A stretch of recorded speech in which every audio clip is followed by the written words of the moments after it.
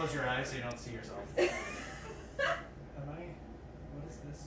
Good to go, Kelly? Yeah. All right, whenever you're ready.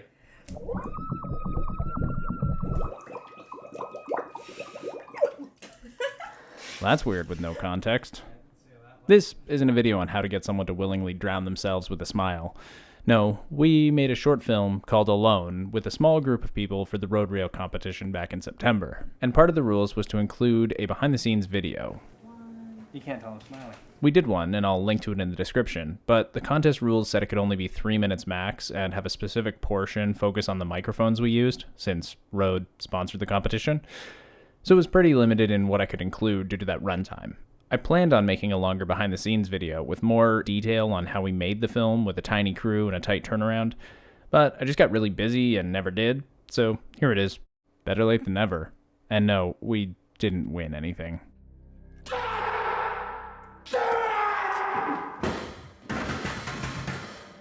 My actor and co-writer Sonia and I wrote the script together, basically going over some of her primal fears that she and my wife Melissa have whenever they're home alone.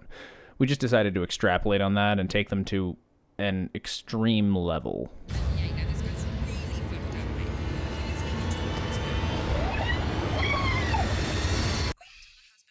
We wrote the script and got a tiny crew together. So, unlike the previous 2 horror films, it wasn't just Melissa and I. We had a crew of about 6, with all of us doing multiple jobs, obviously. Take 1, Mark. And scene 3, take 2, Mark. We shot in Sonia's house, shooting on the Blackmagic Pocket Cinema 6K. Most of the film was lit with LED cinema lights like the Aperture C120D and little Aperture ALM9s and MCs, which if you've seen some of my other videos, you know I like a lot. The kitchen scene was the first scene we shot. We shot everything with me as the murderer up until we dunked Sonia's head in the water and her snapping back into reality first.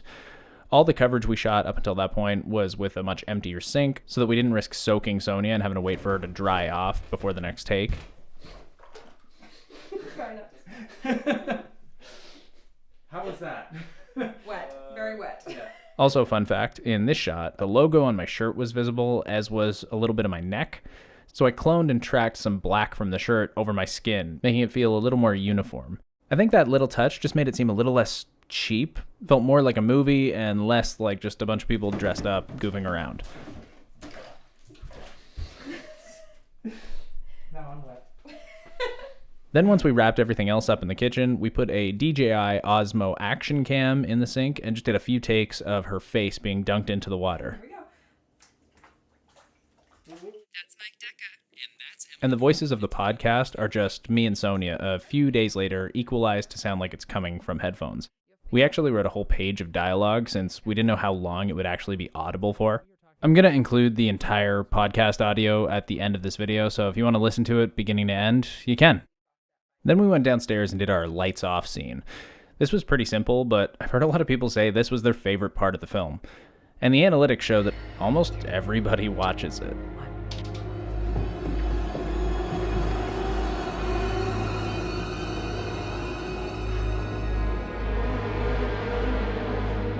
I guess a lot of people used to kill the lights and run up the stairs to get out of the darkness quickly as a kid. I didn't, but apparently that's something everybody else did. The murderer at the front door with the sword is Sonia's fiancé, Adam. We originally wrote it that he had a chainsaw, but that was a difficult prop to obtain, so we swapped it to a sword. It was a good thing, too, since this was the last stuff we shot on the day, since we had to wait till after sunset. And revving a chainsaw might have been both dangerous in the tiny hallway and loud for the neighbors, who were probably already confused as to why lights were suddenly blasting into their living room. I simply blacked out his eyes in DaVinci Resolve and desaturated his skin to make him look a little more otherworldly. I was going to add a few other visual effects, but thought I'd just keep this scene simple. This scene was a lot of fun. The grudge girl is my sister Maddie, who's an actress and makeup artist. Okay, solid. Alright, let's cut. Hey y'all, it's Ghost Girl here. Welcome back to the vlog. You know, for a ghost, I got some really good teeth. She did her own makeup and wore a wig to kind of appear like Kyoko from The Grudge or the girl from The Ring, but I did a bunch of VFX work to her skin to just kind of pump up the insanity of the moment and to not make it a 100% ripoff of those films. Though I do have another blink and you miss it reference to The Grudge in the text messages here, and we recorded our own version of the Kyoko death rattle sound.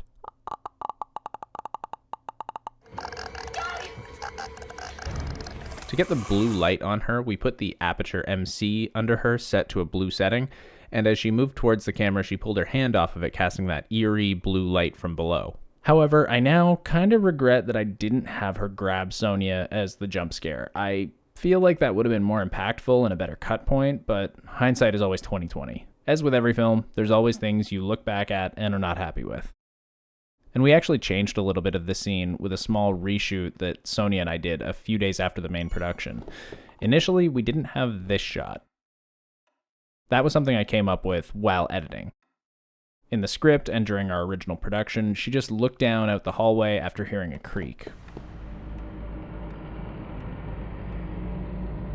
But I thought it would be more fun to give a creepy visual cue, and since we were shooting a few inserts and reshoots that night anyway, I relit it and shot it myself, which is why it's not 100% consistent with the shot we see later. But since it was both her imagination and separated by several shots in between, I figured it was good enough. I just had Sonia stand downstairs on a stool in front of the light and duck. Then I spliced it in and added a little bit of sound effects. 3, 2, 1, duck. Our final scene in the bedroom went through a few different rewrites. Our original draft's ending had her grab a salt rock lamp and bash me in the head with it, killing me. But we thought with our limited budget and time, that might be a bit of a challenge. So we minimized it. We had a few other ideas, like me getting kicked in the crotch or having her accidentally kill me in a few other ways, but settled on just a simple throat punch. Because I just think people getting punched in the throat is kind of funny.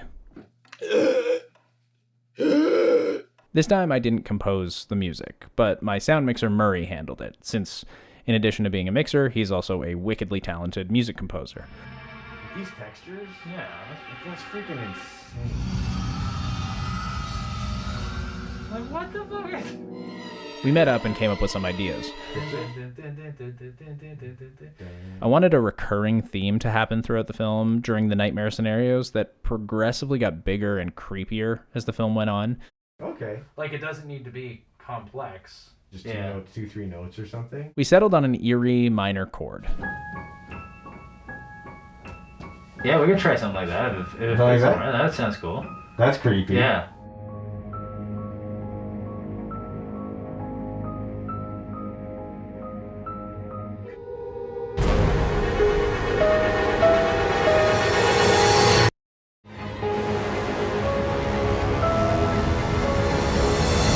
But then, with the more lighthearted joke at the end, turns into a more positive-sounding major chord over the credits. So that's basically the extended look at the production of this film in a nutshell. It was nice to work with a crew again on a short film, even such a limited one. But in Ontario, we've gone back into lockdowns, so Melissa and I are working on a new horror film. So stay tuned for that. It'll be out whenever it's done. Okay, and welcome to No Place Like Home to Get Murdered, your favorite true crime podcast. That's Mike Decker. And that's Emily Gordon, and today we are talking about one of the most prolific serial killers in the greater Toronto area, David K. Sink. Oh yay, now this guy's really fucked up, Mike. He would sneak into a couple's home, wait until the husband or boyfriend left for the night, and then drown the unsuspecting girlfriend in the kitchen sink. Now, that being said, with a last name like Sink, I'd almost be mad if he wasn't going around drowning unsuspecting women. I have to say, though, when my husband leaves, I'm extra on edge.